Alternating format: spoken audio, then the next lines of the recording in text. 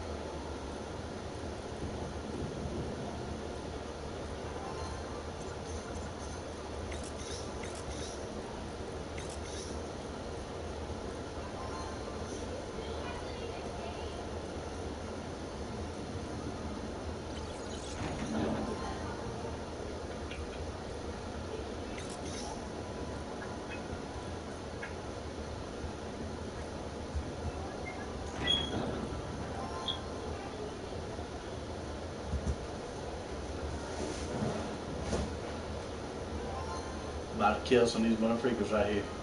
They about to know Cunningham's in the game.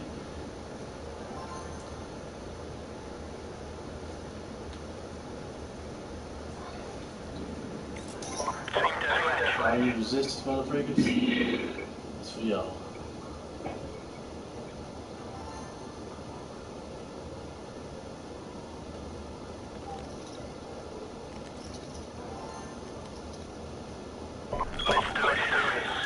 Do it.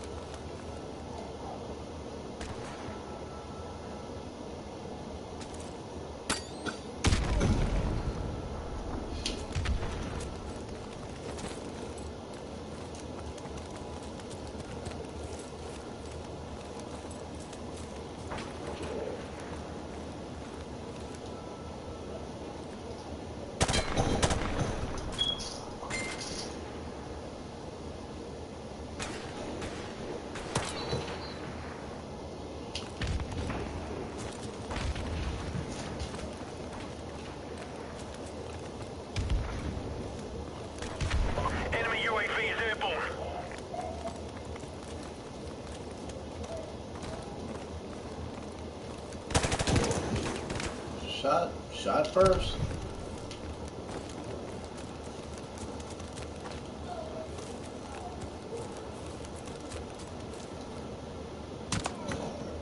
Josie, please come on. Hey, no.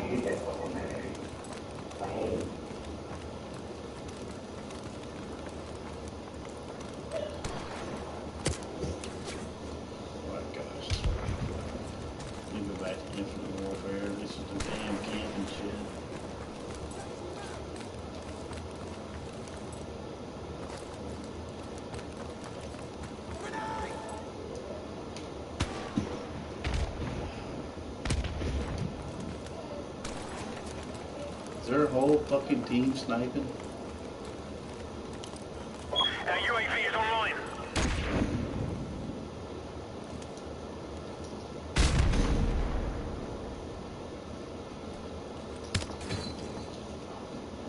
Enemy UAV is airborne.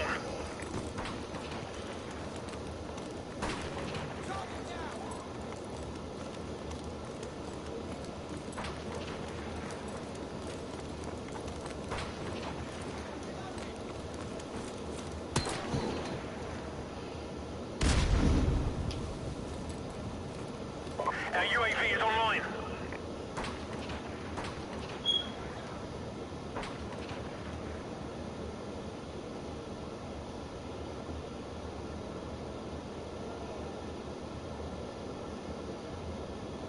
We've taken the lead. Friendly airstrike on the way.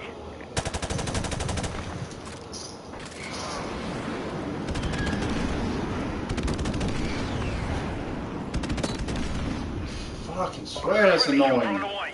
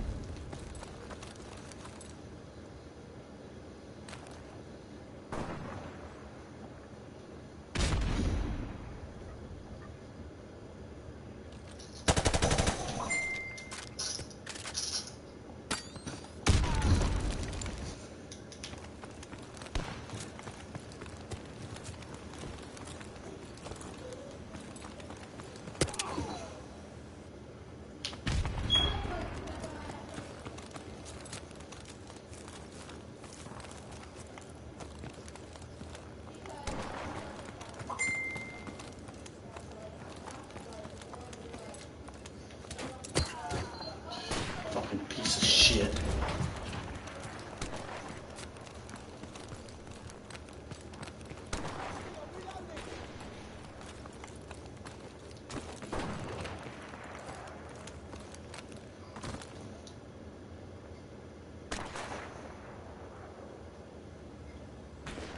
Enemy UAV is airborne.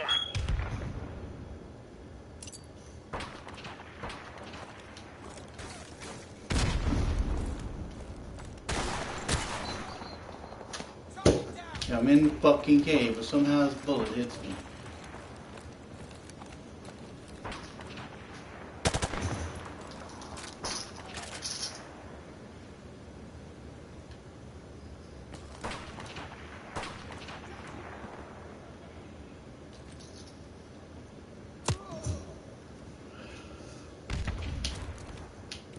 Enemy UAV is airborne.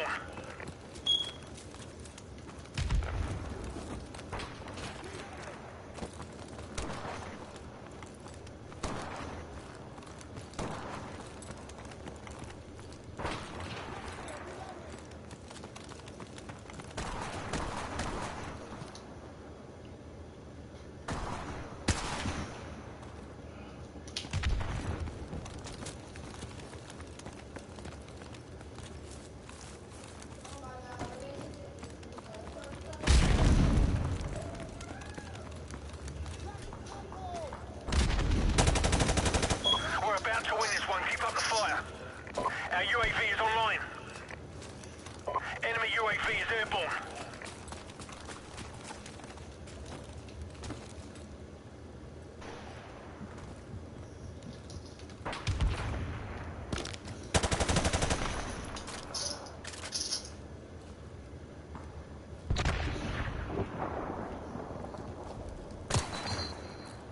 Time's almost up.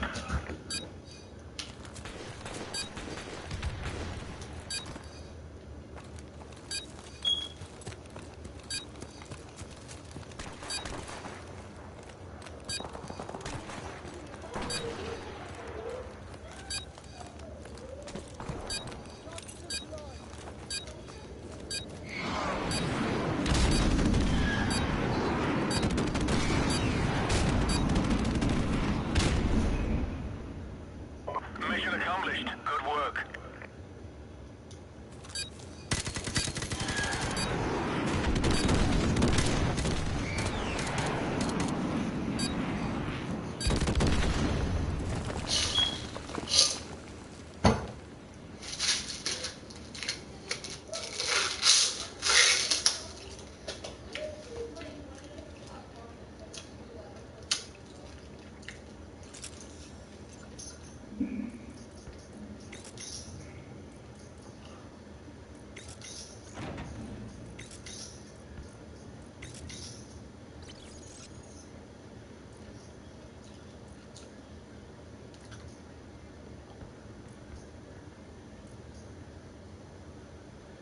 Leave it now.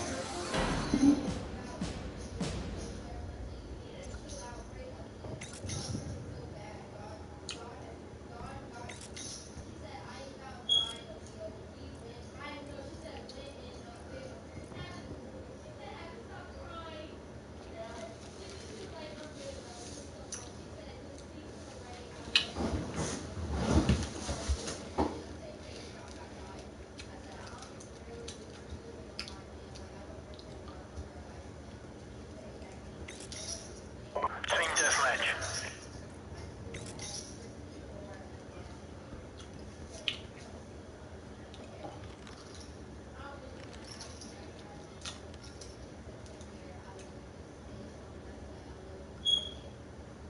Let's do this.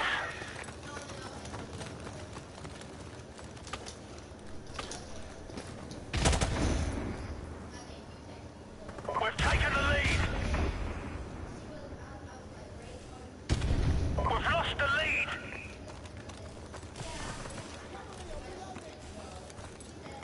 We've taken the lead.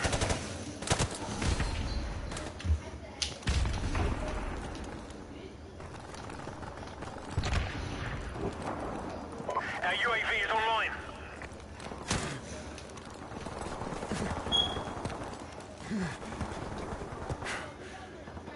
Enemy UAV is airborne.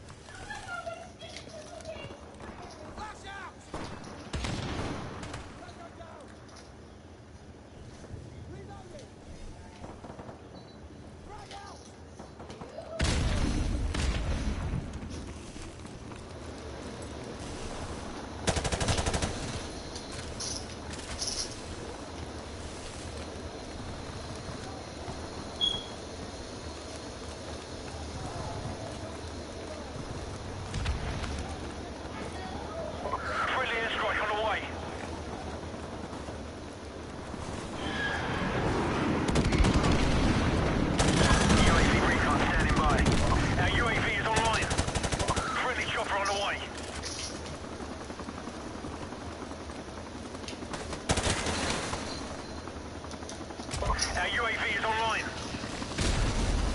We're about to win this one. Keep up the fire.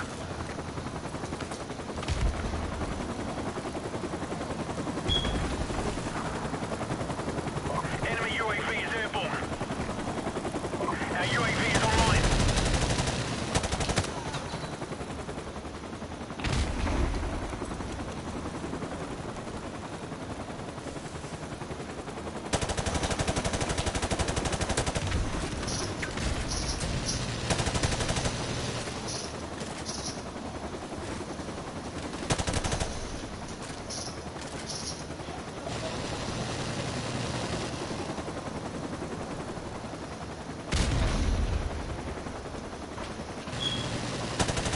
UAV recon standing by. Friendly airstrike on the way. Our UAV is online.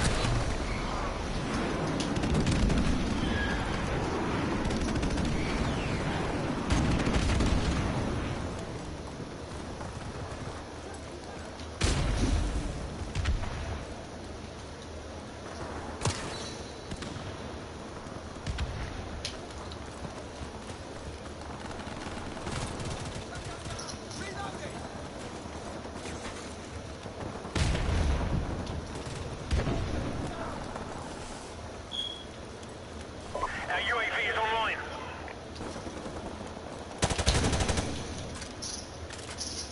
Mission accomplished.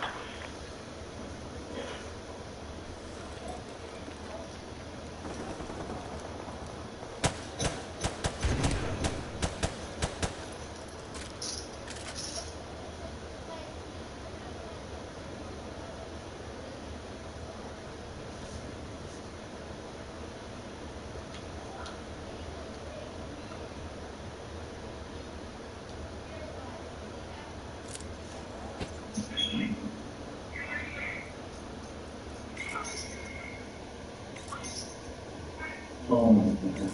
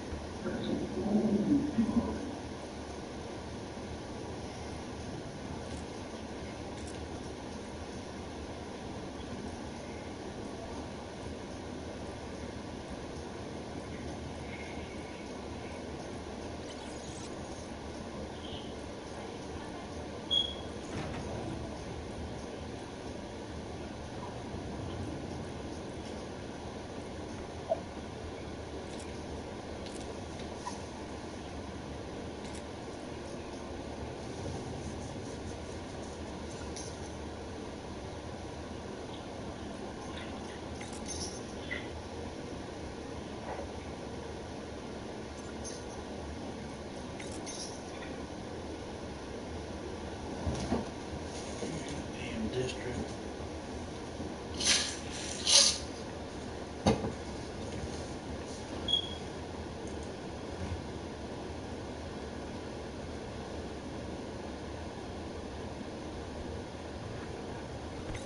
Team deathmatch.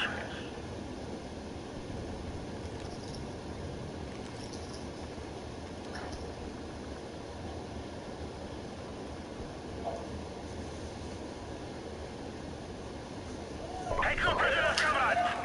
Ah shit, sorry. Sorry.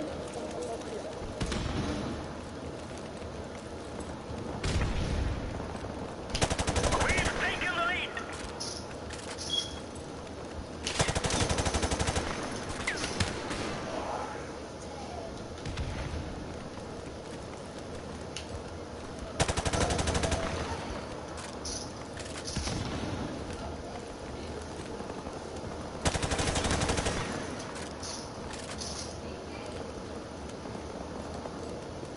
Our UAV is online.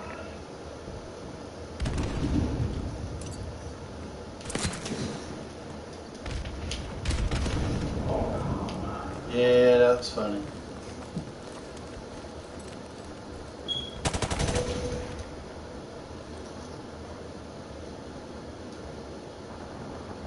UAV recon standing by. Our UAV is online. Friendly airstrike on the way.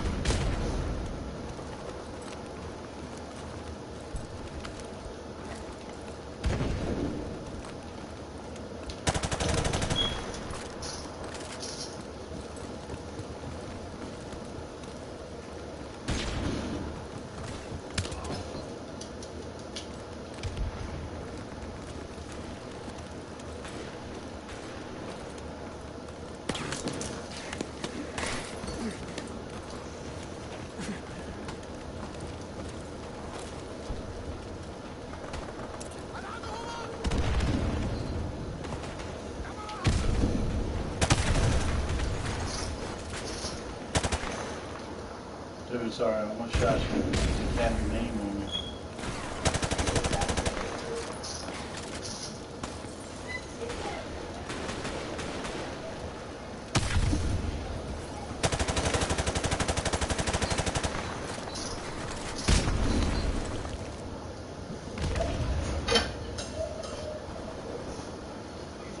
Our UAV is online. Oh my gosh, Aaliyah, shut up.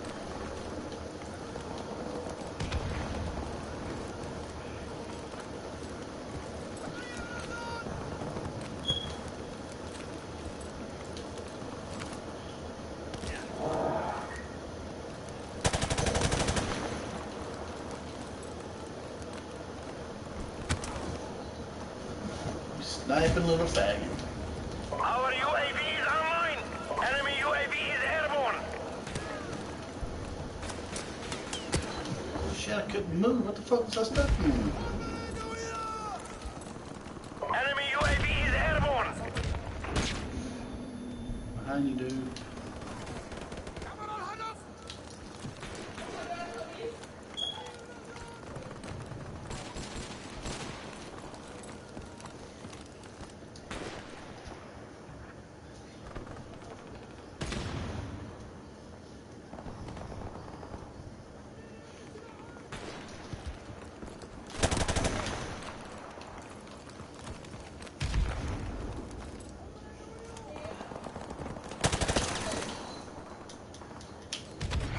Enemy UAV is airborne.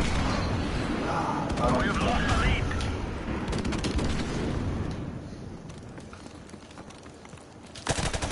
We've taken the lead. That's right, because I killed that bastard. We've lost the lead.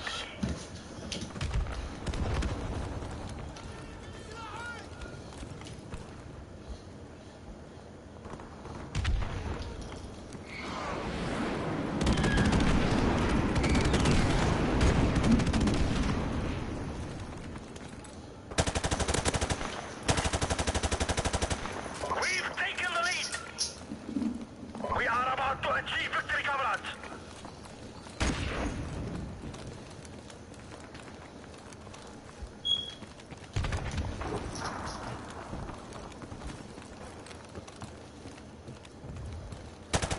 Our UAV is online.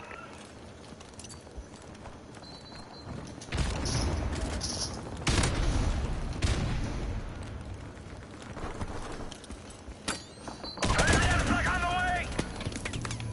How many fucking times did I hit? I hit him 4 times.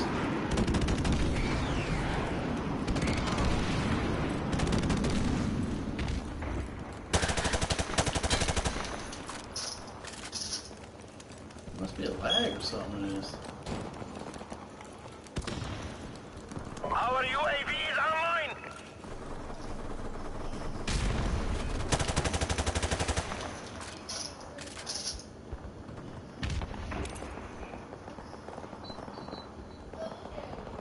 UAV recon standing by. Our UAV is online.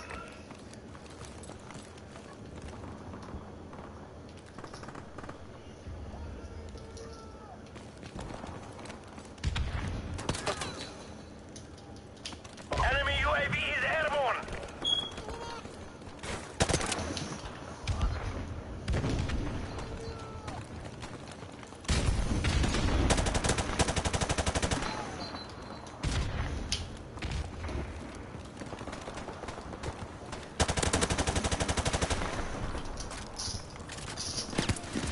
You motherfucker, come on.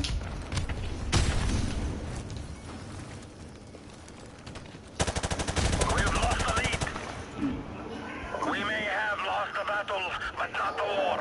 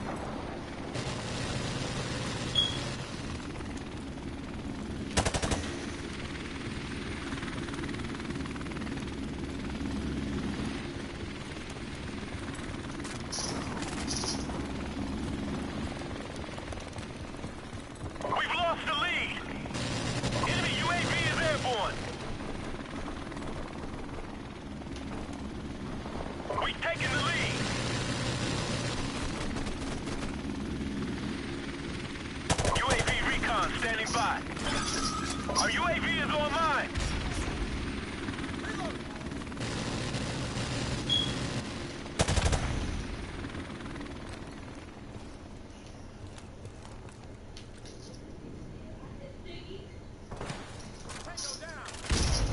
We've lost the lead.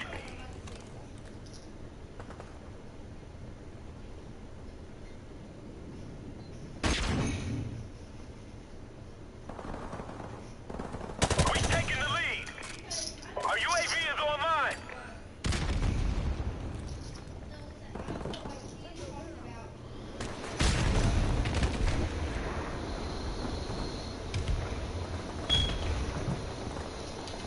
Our UAV is online.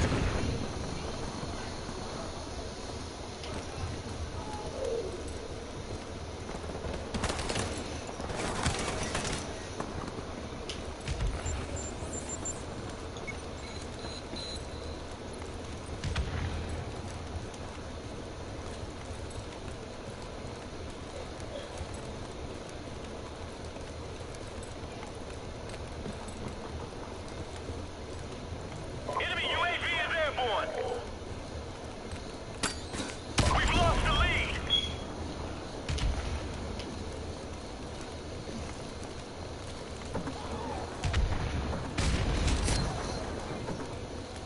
We've taken the lead.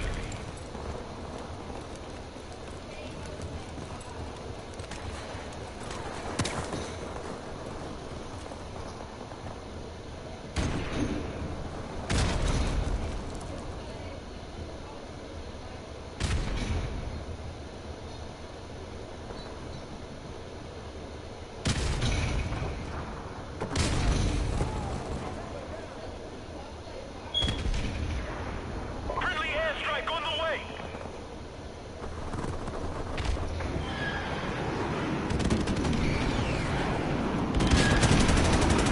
Friendly chopper on the way.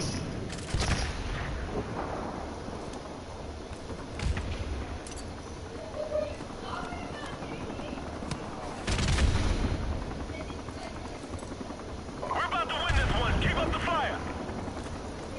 Enemy UAV is airborne.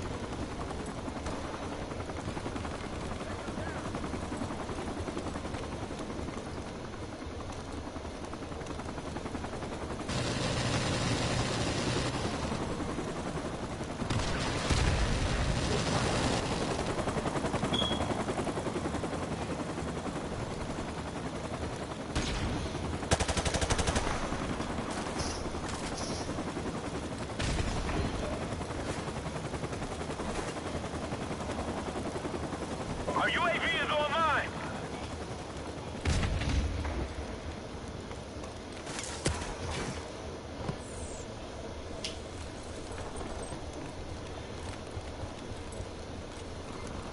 Enemy UAV is airborne.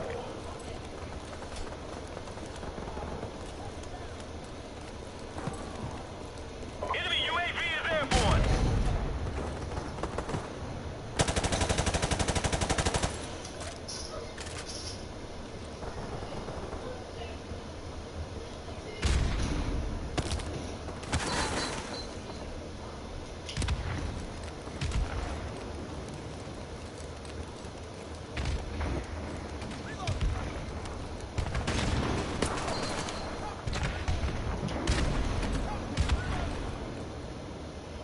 Hoorah! Mission accomplished.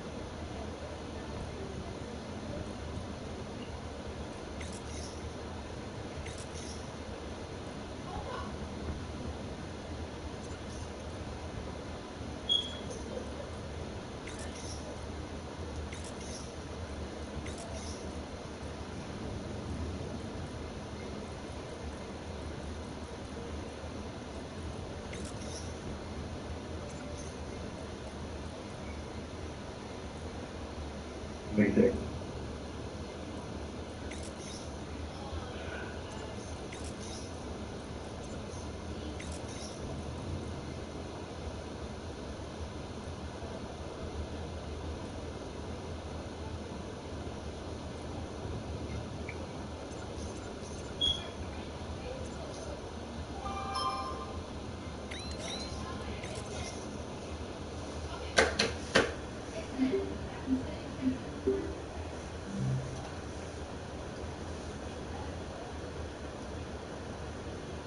Fast and easy, you might even enjoy the work.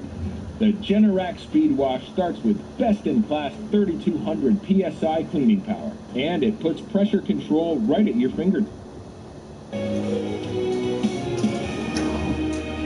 So last night, Bill Bennett commented on the low bar for vulgarity set by presidents, naming Lyndon Johnson and Andrew Jackson as two of the worst, he said. So here's a quote on the subject in a piece that was put together by Rolling Stone magazine. People said my language was bad, recalled Nixon, but Jesus, you should have heard LBJ. Few, if any, presidents have been quite as coarse as Johnson, who famously consulted with cabinet members while he sat on the blanker with the door open. His language was salted with profanity. He said, I do know the difference between chicken blank and chicken salad, he once said. There's a bit of perspective for you on things this week. Have a great 4th of July with your families, everybody. Great to have you on the story with us tonight. Tucker Carlson is coming up next.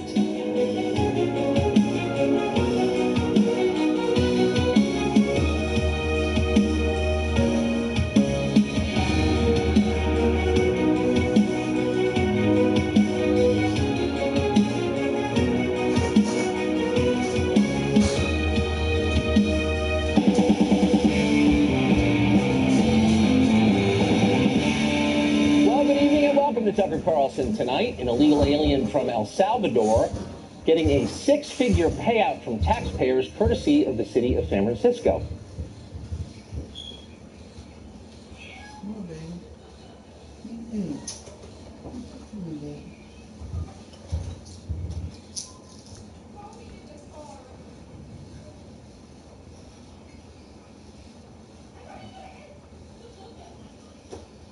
Many places in California, San Francisco is a sanctuary city. It pledges not to turn illegals over to the feds for deportation. Despite that policy, though, Pedro Figueroa Zarcino, he's an illegal alien from El Salvador, says police reported him to ICE when he visited a police station 2 years ago. He sued the city after that, and this week officials agreed to pay him $190,000 for the indignity of having the law enforced against him in a country he's not supposed to be in. Keep in mind, that's more than double San Francisco's median household income. The moral? Crime pays in San Francisco. Roberto Hernandez is an immigration activist in that city, and he joins us tonight. Roberto, thanks a lot for coming on. So here's someone who is in this country illegally, sues because the country enforced its own laws against him legally, and then gets paid by the taxpayers of that country. Is there another place in the world where that happens? Well, first of all, let's talk about the failure of this country to do immigration reform. No. First of all, let's talk about the specifics of what happened. Wait, hold on. Let's slow down. I don't want to lecture on immigration reform. Let's talk about the specific case. Does that happen anywhere else? But San Francisco had to create its own sanctuary law because of the failure of the federal government.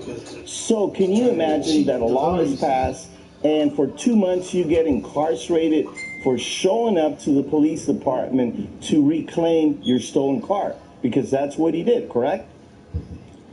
He was in the country illegally. The theft of his car was one crime, but he had committed a crime himself by being here illegally. The police turned him over to the feds who wanted him, and now the city is paying him for enforcing American law. And I'm just noting the obvious, which is that's insane. You shouldn't pay a criminal for breaking the law, and that's what San Francisco is doing.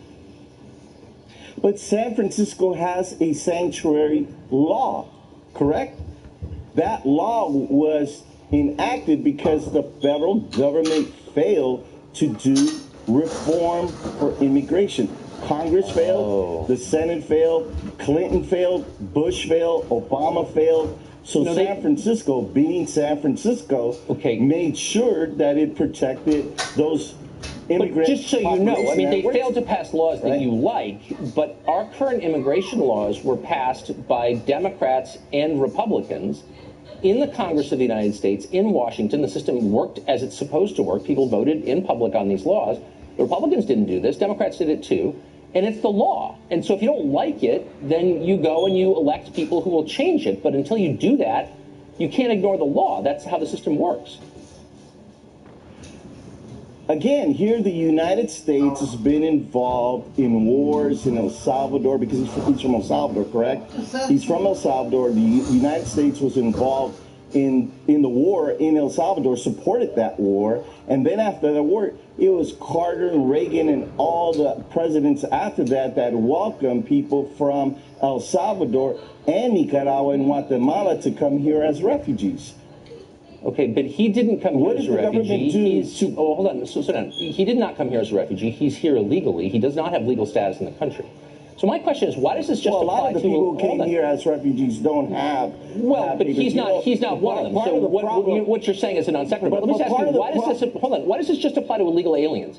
Why don't I benefit from this? If I'm wanted for tax evasion in another state and the San Francisco police turn me over to the feds, why shouldn't I be able to sue the city of San Francisco for cooperating with the federal authorities? Why do only illegal aliens have this privilege in your city? It's a law. I mean, and then let's take look what. But hold on, why does the law just protect illegals? Why does it protect American citizens? I mean, if I commit a crime in Washington and I go to the open arms of San Francisco as a tax fugitive, why aren't you protecting me? Why are you just protecting illegals? I don't understand. But he didn't commit a crime. He's living in a city that there is. He's living in a city that has a sanctuary law that protects him. Right, but San Francisco's not a country yet. I mean, that could happen, and I'm sure you're agitating for it. But as of right now, it's a component of a larger country called America, which has control of its borders. San Francisco doesn't make immigration policy; the federal government does, because it's a country. So, but you're dodging my question. Why are we extending these privileges only to illegal aliens and not to me, an American citizen who would like to, violate a law in another state and hide out in your city? But you're protected. I'm protected. But we have, look at the sheriff from Arizona. The sheriff from Arizona, currently isn't he being charged in a criminal case because he violated the law? Okay. I'm not following your logic here, but I'd really like to pin you down on this question. So San Francisco says that one group of people does not have to follow federal law, illegal aliens. But it doesn't extend that protection. San Francisco has no other laws that I'm aware of that say to actual Americans, you don't have to obey this or that federal law. Only illegal aliens. And that strikes me as discriminatory. As someone who's born here and paid taxes of my whole working life, why do I not benefit? As long as you guys are ignoring the law, why are you only doing so on behalf of illegal aliens and not on behalf of American citizens? Why not become a real sanctuary state? Well, but you're from San Francisco, just like I am. Born and raised in San Francisco. That's right. And San Francisco, we're different. We are progressive. We think different. We're leaders when it comes to being humanitarians. But why aren't you helping me? If you're a humanitarian leader, why aren't you helping me avoid American tax law? And look across the country, because we started to marry gay people. The rest of the country followed. We created a sanctuary law. Then the rest of the country followed. It's neat. It's when your federal government is failing. I don't think you're tracking with my question. I'm going to ask you one last question. Why do you think that other countries don't do this? So if I go to Mexico, for example, illegally, I get put in jail for a longer term than an illegal would here. Why can't I sue the Mexican government for being mean to me and expect Mexican taxpayers to pay me for the indignity of having Mexican law enforced against me? You want to go to Mexico? How many people live in Mexico that are not legal citizens, that are white, that come from the United States? Check out those. I don't know. Probably not very many, because I think they throw you in jail if you do that. Because they actually believe in their own country and they enforce their own laws. When they go to Mexico. Right. Okay. Roberto, good luck out there. Thank you. Thanks. Well, what you just heard from San Francisco ought to be highlighting the need for lawmakers in Washington, and maybe the press too, to focus on the immigration crisis, which is real and bizarre and hurting people. But instead, another news cycle has been consumed by President Trump's Twitter habits as politicians and the press continue their meltdown over his attack on the hosts of MSNBC's Morning Joe. Texas Congresswoman Sheila Jackson Lee didn't even bother to deny what Trump tweeted is true. She conceded it, basically. Crazy Joe and low IQ Mika, she took that as an insult to crazy, dumb people everywhere. Watch. When you begin to utilize, again, the diminishing of those who have mental health needs, Psycho Joe Scarborough, or Psycho Joe, or low IQ Mika. Wait a second. Doesn't Sheila Jackson Lee have her own history of denigrating people with, as she put it, mental health needs? There was that time a few years ago when her staff told reporters that she, the suddenly sensitive congresswoman from Houston, referred to them as, quote, foolish and, quote, stupid and morons. Not to mention a number of other things that we cannot repeat on television. Different context, I guess. When Sheila Jackson Lee calls you dumb, it's a form of civil rights activism. Not like with Trump, where it's an attack on the disabled. MSNBC, meanwhile, booked a shrink to sort it out. She's never met the president, but that doesn't mean she can't diagnose him as mentally ill. She's pretty sure those tweets were a sign Trump could be a highly dangerous man, with an emphasis, of course, on man. Also, for me, in terms of looking at his mental health, which I can't totally commentate on, I've obviously never treated him in my office, although he's free to call me if he needs to, if I think he does. But I would say that under times of stress, people decompensate. And when men decompensate in particular, they have impulse control issues. So that's what's concerning to me. And they lash out, usually with violence or with this type of harassment. Can't commentate, but did. Congressman Keith Ellison, meanwhile, says the president shouldn't even be allowed to speak on social media. I personally think that Twitter should treat him just like any other social media harasser and snatch his account. Because when you're rude to people on Twitter, that crosses a line and we need to silence you. But hold on. What about the roughly 80% of Twitter users who are routinely rude to other people on Twitter? Well, that's different. They're not Donald Trump. It's an entirely different thing. Meanwhile, over at CNN, the conversation lingered on Trump's sexism. To be clear, not sexiness, but sexism. Because when you criticize someone's appearance, it is sexist. Unless it's Trump's hair or his weight or his skin color, in which case it's funny. But when you do it to a woman, that is sexist, unless it's a woman you disagree with politically, like Melania Trump or Kellyanne Conway, in which case it's just the truth and, frankly, pretty hilarious, or whatever. We'll let CNN explain the standard. What kind of impact do you think these types of sexist attacks on female anchors, for example, not the first time he's done this, will have on your own party, your Republican Party's reputation? There it is. Trump was rude to Mika, so it's a sexist political party now. The whole GOP, irredeemably sexist, including the majority of married women who just voted for it. Sexists, every one.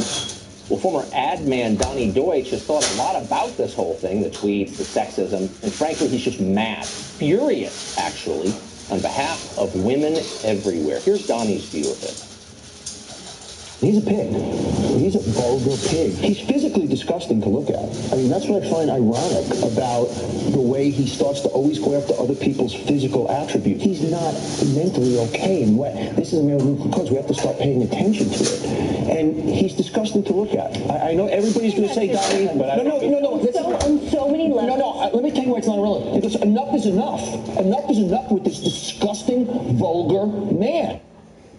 Did you hear that, America? A pig. No wonder the Muslim world dislikes Donald Trump so much. He's not even human. He's an animal with cloven hooves. Totally haram. Who hates women. And will tell you who's not going to stand for that, not for 1 minute. Donnie Deutsch, that's who. He's going to settle this thing once and for all, the way they do it back in the old country on the mean streets of Queens and the outer boroughs, with their fists like men. Between stickball games in front of the candy store. Sharks versus Jets. Just you and me, tough guy. Mano a mano. Donald, if you're watching, we're from Queens. I'll meet you in the schoolyard, brother. Okay. No, I'm serious. This is where this needs to be. Can you put the sunglasses back? No. I know, but he's a coward. He's a coward. We want to take it out of the school. I don't want to. All right, settle down, Fredo. It's just Twitter. John Daniel Davidson is a senior correspondent at The Federalist, and he joins us now. So, John, it seems to me that this is the single greatest thing that has happened to cable news. Nothing allows anchors to feel as virtuous, quite as virtuous, as when Donald Trump tweets. No, it's terrible. Look, when the media reacts this way to Donald Trump's tweets, it just confirms his criticism of the media to all his supporters, because it's embarrassing to the media, which should be focused on a lot of the important issues that you were talking about earlier about sanctuary cities. There's a health care bill that's being debated right now. But, you know, I mean, that's not to say that Trump should be tweeting. I want to be clear. Trump probably shouldn't tweet. But when he does, he sort of provokes this overreaction on the part of not just the media, but Democrats. And I think that they think they're really getting him. You know, they think that they're really got the best of Trump when they act like this. And I wish somebody would pull them aside and tell them that it's not having the effect that they think it's having. I feel like on some level, they love it. I mean, it's like Christmas and New Year's and your birthday rolled into one, because the subtext of all of this criticism, and I agree with you, some of the criticism I think is valid, shouldn't be tweeting. But the subtext of their criticism is, I'm a great person. I'm like way better than you. And by the way, I'm tough and I'd beat you up if I could. They're holding me back, but I'd get you if I could. It's just like, really, I mean, they love it. It's like it's a combination of sort of insufferable moral preening with this like schoolyard macho-ness. And it's all put on as well. You know, these are not courageous people that we're talking about here, because as you noted earlier, you know, they're very willing to have this double standard when it comes to Republican women, not just Melania Trump or Kellyanne Conway, but think of all the Republican women that have been part of GOP administrations in the past. Condoleezza Rice, the treatment that Sarah Palin got in 2008. I mean, for the media to cry foul over sexism now, when they're willing to turn a blind eye every time a Republican woman is trashed by other members of the media, is a little rich. Having spent my life in newsrooms, I could add a lot to that observation, but let me just say, you're absolutely right. These are not the people who should be making that claim at all. And I like a lot of them, actually. They're nice people. But I wonder, though, if there is a kind of method behind this. I mean, my instinct when I saw these tweets was the president got mad and wrote this. They're attacking him, he hits back, and that's how the White House has explained it. But I wonder if there potentially is a strategic element to this. Well, I think probably from a business standpoint, they think that it makes for good television, that it's entertaining. That's a lot of what these shows are about. And I think that they think it will cast them in sort of the heroic role against the villain in the White House. And so it's a chance for them to gin up this kind of controversy and this kind of battle and not have to talk about really complicated, really thorny issues that are affecting our national life right now, like health care or immigration. But do you think maybe the president had that in mind when he tweeted? I mean, a lot has been happening in the last couple of days, and some of it I think reflects well on the White House, some of it doesn't. But do you think maybe this is something that he did on purpose to draw attention from those things?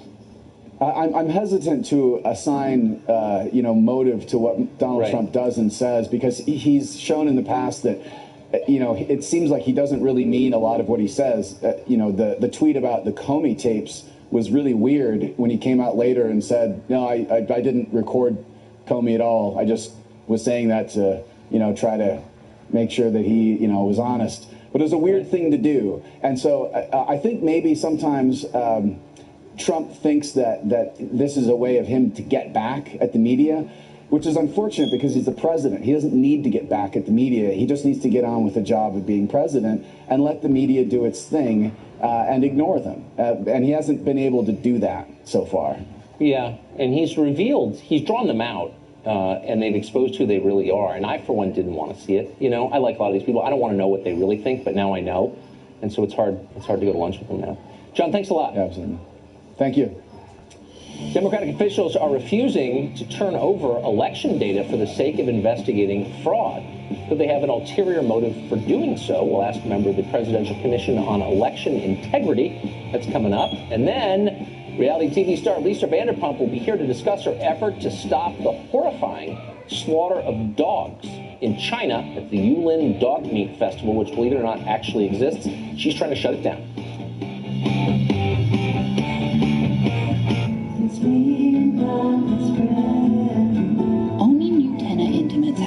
skin technology.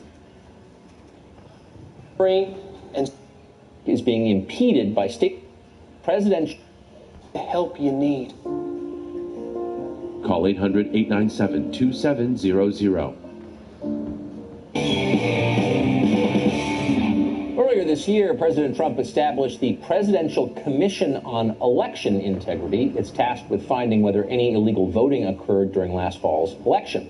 But the commission's work is being impeded by state officials who are refusing to cooperate with it. Officials in New York, California, Virginia, even Mississippi have all announced their intent to hinder the commission by refusing to supply voter rolls and other information. So what is next for this investigation? Chris Kobach is the Secretary of State of Kansas, and he vice chairs the commission. He joins us tonight. So there are two different criticisms of your effort to gather this data. One comes from civil libertarians, some on the right, and the other comes from the Democratic Party. Let's address the first one first. So even the Secretary of State of Mississippi, who's a Republican, issued a statement today, aimed at you, I think. It said, they can go jump in the Gulf of Mexico, and Mississippi is a great state to launch from. He said, we're not giving you the data. What's his complaint, and is it valid? And if not, why not? Libertarians, some on the information. So what is next for this investigation? Chris Kobach is the Secretary of State of Kansas, and he vice chairs the commission. He joins us tonight. So there are two different criticisms of your effort to gather this data. One comes from civil libertarians, some on the right, and the other comes from the Democratic Party. Let's address the first one first. So even the Secretary of State of Mississippi, who's a Republican, issued a statement today, aimed at you, I think. It said, they can go jump in the Gulf of Mexico, and Mississippi is a great state to launch from. He said, we're not giving you the data. What's his complaint, and is it valid? And if not, why not? I don't think so. He's a friend of mine, Secretary Hosemann from Mississippi, and he's just worried that you want to make sure that we don't have any sensitive information in the hands of the federal government, and I don't either. So the information that we asked for today for the commission is just the basic identifying information that's already publicly available. Anybody on the street can go into a county election office and get the voter rolls. They can't get the last four of the Social Security number, but they can get name, address, and things like that. Did the person vote in 2016? And so that's all that we're asking for, and there's no security risk. And so I think, the concerns of, for example, Secretary Hosemann can probably be assuaged. But the more interesting objection comes from, the folks on the left who are saying, we don't care if it's publicly available information. We don't want the commission to see our voter rolls. And why is that? What's the concern? Well, yeah, my first question back to them is, okay, what are you trying to hide? For example, if we can, in order to do this kind of investigative work, you have to have the voter rolls, which again, in any given state, you have hundreds of candidates who buy the voter rolls every election cycle. Lots of organizations buy them. What we're going to do is do something that's never been done before, try to compare these voter rolls to federal databases. So, for example, one thing that's never been done that's very important is the federal government knows the names of more than 15 million aliens who are living in the United States. In fact, it's closer to more than 20 million. The individuals are here on green cards or on temporary visas, but the states have never been permitted to see, hey, how many of those aliens have registered to vote in my state? Right. The number is likely to be very high, but let's find out what the number is. And that's one of the reasons I think California is afraid of what they might find out. They don't have any sort of precautions that effectively ensure that non-citizens aren't voting. I mean, I'm against federal databases as a general matter, but a federal election seems like a federal concern. I mean, it doesn't seem like a crazy ask. So here's the other criticism that this whole enterprise has been taking, and you specifically have been. This was a guest earlier on this channel, on Fox today, impugning the motives, basically, of your investigation. I want you to respond to this. Watch. This is Chris Kobach, the former Secretary of State, or maybe existing Secretary of State of Kansas, who has dedicated his life to voter suppression, who has dedicated his life to being funded by white supremacists. Everybody here can look it up. Coming in and trying to validate Donald Trump's imaginary mantra of the fact that he would have won the popular vote if millions of people hadn't voted illegally. There's no evidence of that. Now, that's such a heavy-duty thing to say about somebody that I wanted to give you a chance to respond.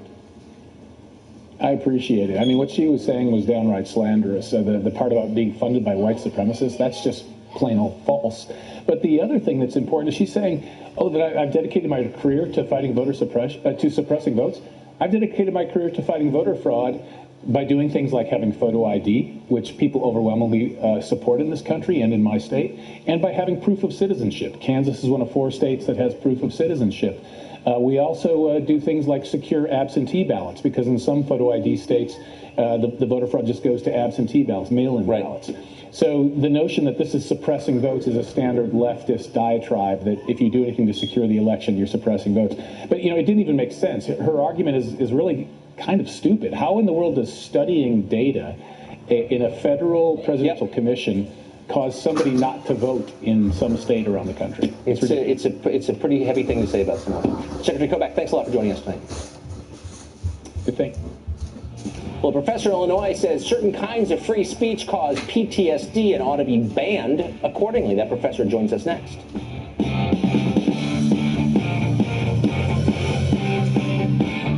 Free Communication Weekend, that's how I started on eHarmony. Being able to see who I was going to get matched with and communicate with them was a really good introduction.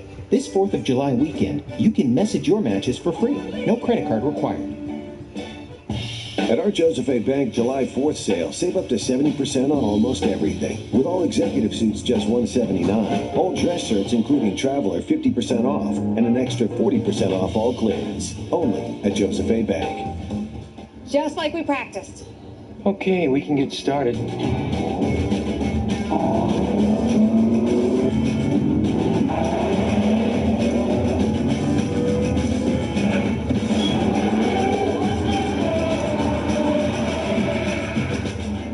Thanks. That was fun.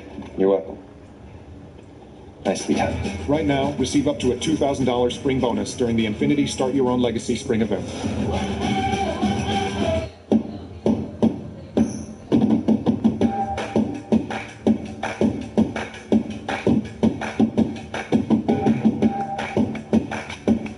Save up to 65%. Call 1-800-BEACHES. Watching heat today. Stay cool out there.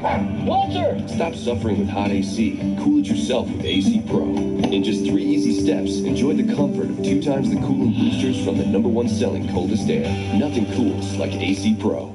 When you have arthritis pain, you want a product that helps you feel normal. But this one claims to freeze away your pain. This one heats it away. This one promises to numb you. And this one doesn't even have an active ingredient. It's a moisturizing cream. Australian Dream doesn't do any of this because it's real medicine that effectively relieves arthritis pain. And Australian Dream doesn't make empty promises, just an empty jar guarantee. Use the whole jar. Not happy? Send it back for a refund. Get back to feeling normal again with Australian Dream. At Farmers, we've seen almost everything, so we know how to cover almost anything, even a coop soup. So beautiful. Beautiful just like you.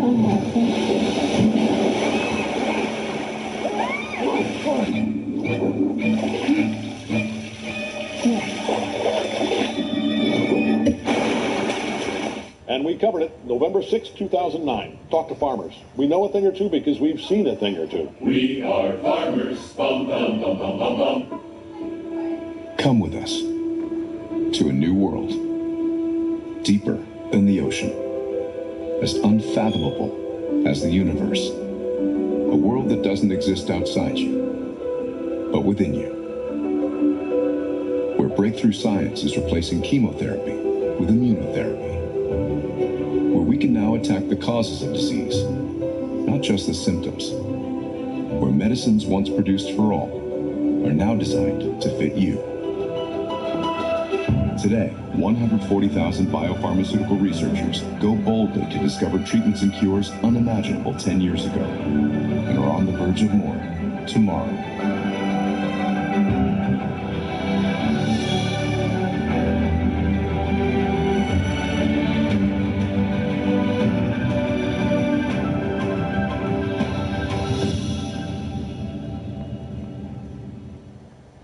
Laura Beth Nielsen is a sociology professor at Northwestern University. In a recent piece for the LA Times, she argued for rolling back free speech in America. She argued that free speech, quote, protects the powerful and the popular.